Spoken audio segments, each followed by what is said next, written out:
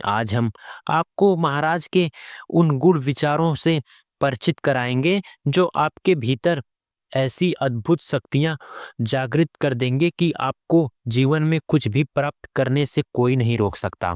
शरीर, मन और आत्मा का संतुलन। महाराज कहते हैं, जो भी व्यक्ति अपने शरीर, मन और आत्मा का संतुलन साध लेता है वह अपने जीवन में किसी भी लक्ष्य को प्राप्त कर सकता है। लेकिन यह संतुलन कैसे साधा जाए, इसका उत्तर क्या है? एकाग्रता और संपूर्ण एक चीज जो आपके जीवन को बदल सकती है। सद्गुरु महाराज कहते हैं कि जिस संसार में सफलता का मूलभूत नियम एक ही है, संपूर्ण समरण।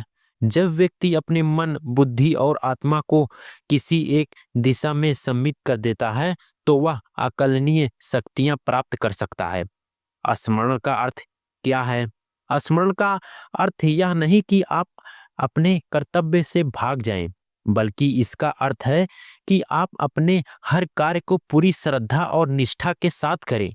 जब आप किसी एक लक्ष्य के प्रति पूर्ण समाप्ति हो जाएं, तो सृष्टि की समस्त शक्तियां आपकी सहायता करने लगती हैं। और मन को नियंत्रित करना।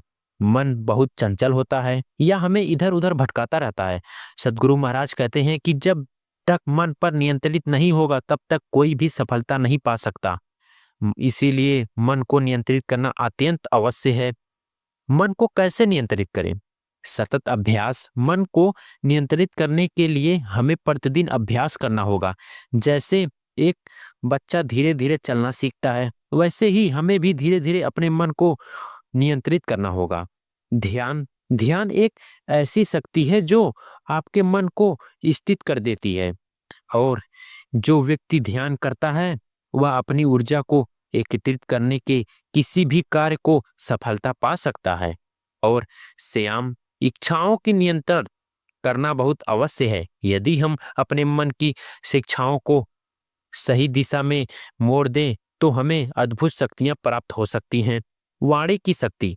सद्गुरु महाराज कहते हैं कि शब्द में बहुत शक्ति होती है। अगर आप अपने शब्दों को सही उपयोग करेंगे तो यह आपके लिए वरदान बन जाएंगे। लेकिन अगर शब्द का दुरुपयोग करेंगे तो यह आपके जीवन में बाधाएं उत्पन्न कर सकते हैं। शब्दों की ऊर्जा कैसे बढ़ाएं? सकारात्मक बोलें। कभी भी नकारात्मक शब्द का प्रयोग ना करें। शुद्ध विचार रखें। जो आपके मन में होगा वही आपके शब्द में प्रकट होगा। मौन का अभ्यास करें। जब अवश्य हो तभी बोलें, अन्यथा मौन रहें। भक्ति और श्रद्धा की शक्ति। महाराज जी कहते हैं कि जो भी व्यक्ति सच्चे मन से भक्ति करता है उसके जीवन में चमत्कार होते लगते हैं। भक्ति का अर्थ केवल पूजा पाठ नहीं, बल्कि अपने मार्ग को भगवान के प्रति समापित कर देना ही सच्ची भक्ति है। सच्ची भक्ति का अर्थ क्या है? अपने प्रत्येक कार्य को भगवान का कार्य समझकर करना। किसी भी स्थिति में धैर्य ना खोना। हमेशा भगवान पर विश्वास रखना। संघर्ष से घबराएं नहीं। सफलता का मार्ग संघर्ष से होकर गुजरता है। महाराज कहते हैं कि यदि आप अपने संघर्ष से डर गए तो आप कभी भी अपने लक्ष्य तक नहीं पहुंच सकते। इसलिए जीवन में आने वाली कठिनाइयों को अवसर समझें। संघर्ष को कैसे अपनाएं? हर कठिनाई को एक नए अवसर की तरह देखें। नकारात्मक विचार को अपने मन में ना आने दें। हमेशा सीखने की प्रकृति करें। सद्गुरु महाराज का आशीर्वाद लें। यदि आप इन विचारों को अपने जीवन में उतार लेंगे तो निश्चित ही आपके कुछ भी पाने की अद्भुत शक्तियां आ जाएंगी।